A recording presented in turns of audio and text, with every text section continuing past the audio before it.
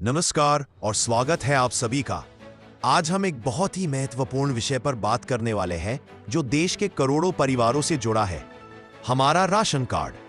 साल 2026 में ration card की योजनाओं में क्या बड़े बदलाव आ सकते हैं? क्या आपको पहले से ज्यादा सामान मिलेगा या क्या नियम बदलेंगे? आज हम इसी को बिल्कुल सरल भाषा में समझेंगे। सबसे पहले बात करते हैं कि 2026 में राशन कार्ड पर क्या-क्या सामान मिल सकता है। पहले राशन कार्ड का मतलब सिर्फ गेहूं और चावल होता था, लेकिन नई नीतियों में सरकार का जोर पोषण, न्यूट्रिशन को बढ़ाने पर है। इसलिए यह उम्मीद की जा रही है कि अनाज की टोकरी थोड़ी और बड़ी होगी।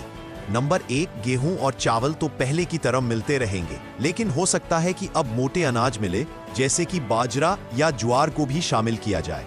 ऐसा इसलिए क्योंकि मोटे अनाज पोषण से भरपूर होते हैं और भारत सरकार इन्हें बढ़ावा दे रही है। नंबर 2, दालें। कई राज्यों में पहले से ही दालें मिल रही हैं और उम्मीद है कि 2026 तक पूरे देश में दालों को नियमित रूप से राशन में शामिल कर दिया जाएगा ताकि प्रोटीन की कमी ना हो। नंबर 3, सुविधा। खाद्य तेल और नमक, ये दोनों चीजें पहले की तरह मिलती रहेंगी, लेकिन उनकी क्वालिटी और मात्रा पर जोर दिया जाएगा। चीनी की सप्लाई भी जारी रहने की संभावना है। विटामिन और पोषण पर जोर। सबसे बड़ा बदलाव ये हो सकता है कि फोर्टिफाइड राशन मिलना शुरू हो जाए। इसका मतलब है कि चावल या तेल में अलग से विटामिन और मिनरल्स मिलाए जाएंगे ताकि कुपोषण से लड़ा जा सके। सरकार का मानना है 2026 में राशन कार्ड सिर्फ पेट भरने का नहीं बल्कि पोषण देने का माध्यम बनेगा। अब आते हैं दूसरे सबसे जरूरी सवाल पर। आपके परिवार के हर सदस्य पर कितना राशन मिलेगा, यानी आदमी पर कितना राशन मिलेगा? ये मात्रा मुख्य रूप से 2 प्रमुख योजनाओं पर निर्भर करती है। राष्ट्रीय खाद्य सुरक्षा अधिनियम, इस कानून के तहत हर व्यक्ति को जो राशन कार्ड में रजिस्टर्ड है उसे एक तय मात्रा में अनाज मिलता है। मात्रा में कोई बड़ा बदलाव शायद ना हो।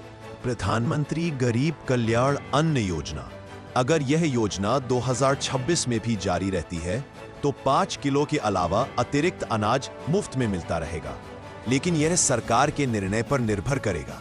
अंत्योदय अन्न योजना कार्ड धारक, ये सबसे गरीब परिवार होते हैं। इन परिवारों को व्यक्ति के हिसाब से नहीं बल्कि पूरे परिवार के लिए एक निश्चित मात्रा में राशन मिलता है, जो कि आमतौर पर 35 किलोग्राम चावल गेहूं प्रति माह होता है। 2026 में भी यह मात्रा लगभग इतनी ही रहने की उम्मीद है। याद रखें, सामान्य राशन कार्ड 5 किलो प्रति सदस्य प्रति माह, अंत्योदय कार्ड 35 किलो प्रति परिवार प्रति माह। अब बात करते हैं नई नीति और टेक्नोलॉजी के बड़े बदलावों की, जो 2026 तक पूरी तरह लागू हो सकते हैं। One nation one ration card, यह सबसे बड़ा बदलाव है। 2026 तक यह योजना पूरी तरह से लागू हो जाएगी। इसका मतलब है आप भारत के किसी भी राज्य में हो, अगर आपके पास आपका राशन कार्ड है तो आप अपने हिस्से का राशन किसी भी दुकान से ले सकते हैं।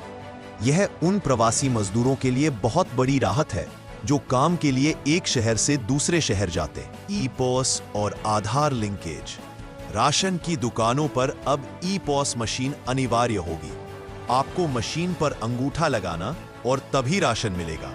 इससे चोरी और गड़बड़ी बंद हो जाएगी। सभी राशन कार्डों को आधार से जोड़ना 2026 तक लगभग 100% पूरा हो जाएगा। इससे यह सुनिश्चित होगा कि एक व्यक्ति 2 जगह से राशन न ले पाए। सरकार एक नई नीति ला सकती है कि जो लोग आर्थिक रूप से मजबूत हो चुके हैं वे स्वेच्छा से अपना राशन कार्ड सरेंडर कर दें।